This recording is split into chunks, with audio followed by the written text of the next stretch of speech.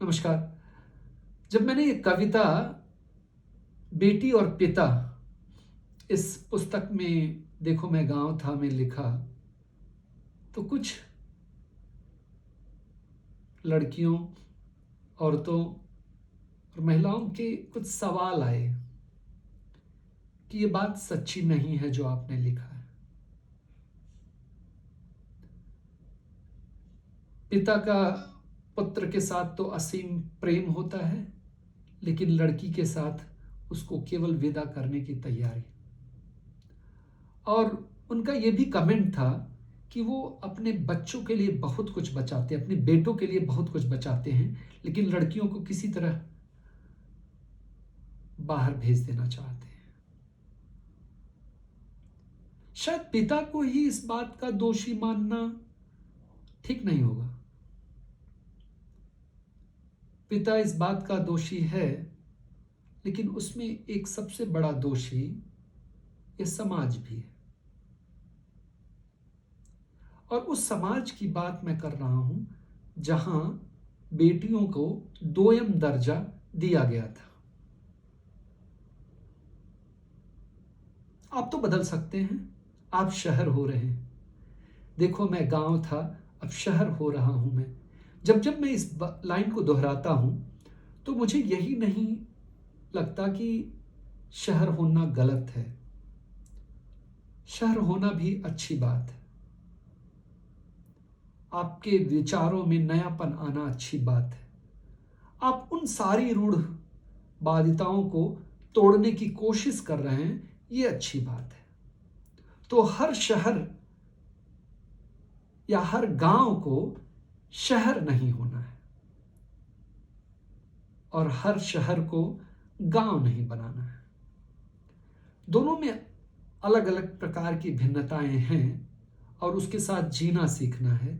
हमें उस चीज को अपनाना है कि बेटियों को भी पढ़ाना है, बेटियों को भी बेटों की तरह ही शिक्षा देनी है, खिलाना है, मौज मस्ती कराना है।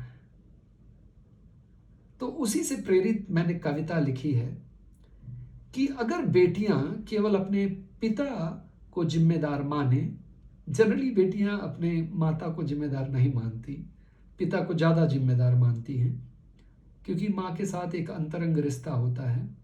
उस रिश्ते में वो अपना सारा कुछ शेयर करती हैं। लेकिन केवल पिता को गलत मानना ये बहुत ही सकारात्मक नहीं होगा। कुछ हद तक है, क्योंकि उसने समाज का निर्माण किया है। हमारा भारतीय परिवेश पुरुष प्रधान समाज बनकर रह गया था, लेकिन धीमे धीमे ये सब चीजें बदल रही हैं।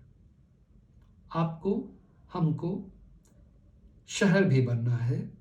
देखो मैं गांव था, शहर हो रहा हूं मैं। इस परिप्रेक्ष्य में ये बात सही है कि आपको शहर बनना है। और ये कविता बेटी और पिता। बेटी, कभी अपने पिता के दिल के तहखाने में झांकना, तुम्हें एक कोना मिलेगा और बचपन की हर बातें मिलेगा उसमें। तुम्हारे लिए मुखिया होने का पछतावा मिलेगा उसमें, तुम्हारे लिए मुखिया होने का पछतावा, तुम्हारे उड़ान के समय पेंग ना देने का अवसाद।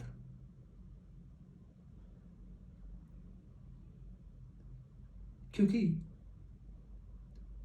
हर एक चीज जो घर में आई तुम्हें तो साझे में ही मिली।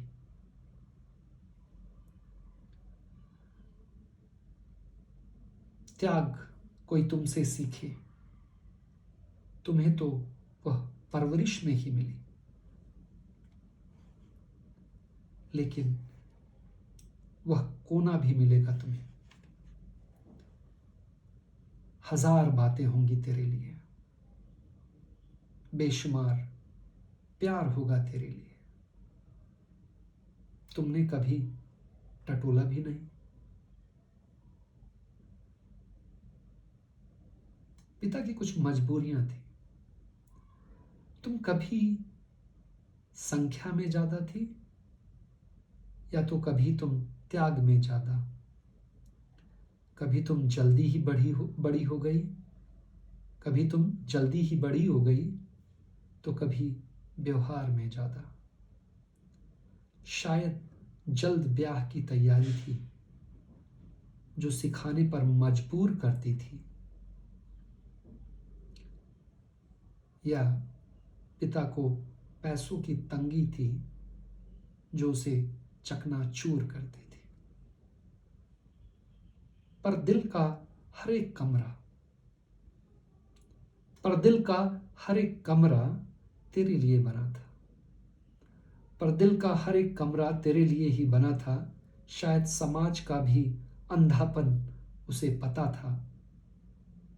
हर पिता अपनी झिझक का बस इम्तहान लेता होगा, हर पिता अपनी झिझक का अब इम्तहान लेता होगा।